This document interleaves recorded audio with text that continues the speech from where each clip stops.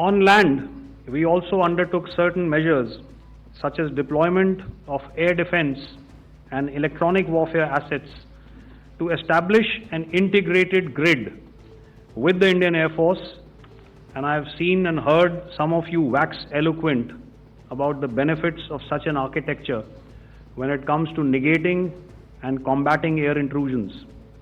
We also carried out deployment to include movement of our forces in the land, sea and air domains.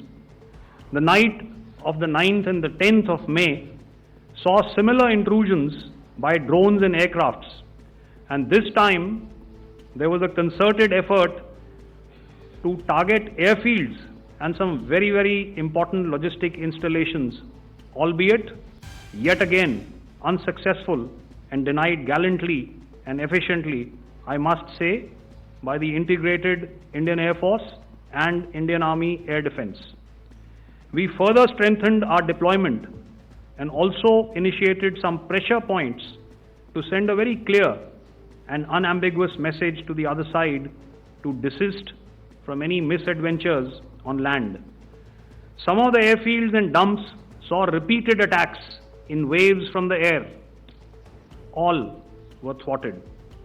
The Pakistan Army has reported to have lost approximately 35 to 40 personnel in artillery and small arms firing on the line of control between the 7th and the 10th of May. What the other side had probably also not reckoned with was the speedy and precise turnaround and hit back by the Indian Air Force. And I will yet again ask Air Marshal Bharti to speak about these significant and game-changing strikes. I will thereafter request Vice Admiral Pramod, my colleague and Director General of Naval Operations, to tell us about some very telling naval maneuvers in the Arabian Sea that exerted pressure on the night of 9th and 10th of May. Over to you, sir. Thank you. Commencing about 2000 hours, that is 8 p.m. local time, on 8th of May, several Pakistani unmanned aerial systems, drones, combat vehicles attacked multiple IF bases. These included Jammu, Udhampur, Pathankot, Amritsar, Bhatinda, Nal, Dalhousie, Thois, Jaisalmer, Uttarlai, Falodi, Nalia. These were almost simultaneous and they came in waves. All our AD guns and other systems were waiting for them.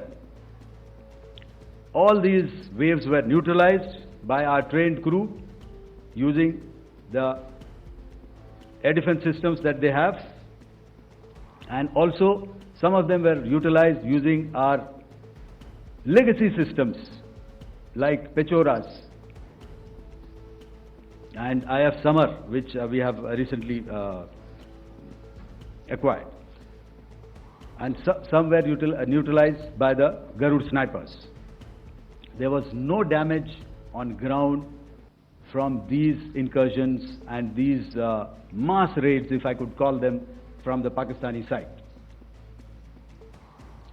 However, following these relentless attacks on our air bases, on our forward positions and on our civilian targets, this was time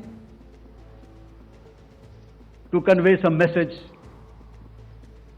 to our adversaries. And therefore, a decision was taken to strike where it would hurt. And towards that, in a swift, coordinated, calibrated attack, we struck his air bases, command centers, military infrastructure, air defense systems across the entire Western Front. The bases we struck include Chaklala, Rafiki, and mind you, Chaklala is Islamabad. Rahim Yar Khan, Sakar, sending a clear message that aggression will not be tolerated. This was followed by strikes at Sargoda, Bholari, Jacobabad.